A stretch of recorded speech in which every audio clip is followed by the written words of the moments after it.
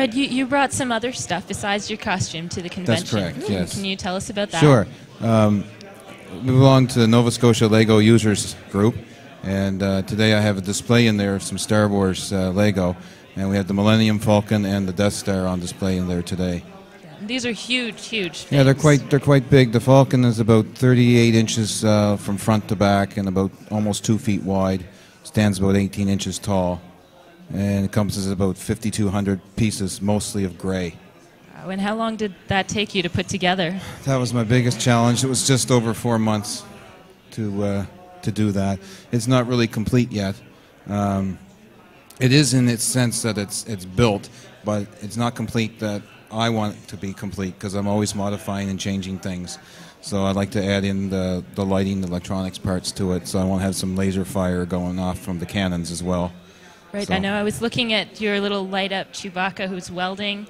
That was pretty neat. Yeah, so you added all that yourself? I added that in myself. I thought that was a classic part to the Falcon. He was always working at it when he was in the Hoth base and the Empire Strikes Back, so I thought, Chewie working on the hyperdrive would be a real touch.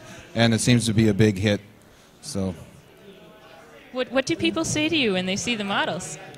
They're actually quite overwhelmed. Do they want to touch them and play with them? They want to touch them, and I don't mind them touching it, because this Lego, it's not going to break. If it breaks, we just put it back together, type of thing.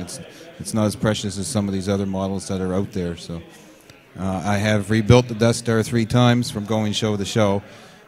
Just because it is in transport has come apart on me. So, but now I've learned from some of the Lego masters how to deal with that situation and put some of their tricks into the building of the Falcon. When it comes out of the box and it's broken, do you kind of have a little heart attack? Yeah, more so though when I'm driving down the road and I hear crunch, crunch, grain, and you hear the thousands of little Lego plastic pieces moving about in the car. The Death Star, like I said, fell apart, and it happened to me. I went to a show, and I got back from the show to my home, and I was just about ready to pull in the driveway, and when I did, I heard this tremendous tip over and bang, and there it was in pieces. Oh. So, yes, it's a bit heartbreaking, yes. Almost home safe, but not quite. Almost. So do you ever put little jokes in your models? Oh, yes, got to have jokes in the models. Like on the top of the Death Star there, we have Princess Leia pole dancing with Darth Vader using the Force to make her do it. This is before he realized that it was his daughter, of course. And I have another scene constructed at home. It's not here today, but it's of the Battle of Endor.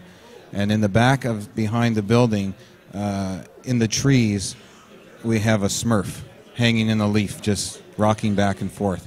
So it's kind of like, what is in here that doesn't belong here type of thing. One of these things is not like the other. Yeah, one of these, exactly. So, yes, so it sounds like these are models that all science fiction fans should see, whether for sure. Whether you're a fan of Star Wars or classic films, classic cartoons like the Smurfs. Right on, yes. Exactly. And I've been hearing things about the Smurfs around here lately, so it would have fit in. Coming back. Yes. Okay. Well, thank you so much for taking the time. Hopefully you'll be able to get out of that chair. We know how it likes to sink in a little bit. We'll give you a hand if you need help. We'll call security. Doesn't matter. Okay. Thank you so much. All right. We appreciate Thank you very much. Thank you. We hope you enjoy the rest of the convention. Thanks, you too. Thank you. Thanks, Halifax. We will see you in a few minutes.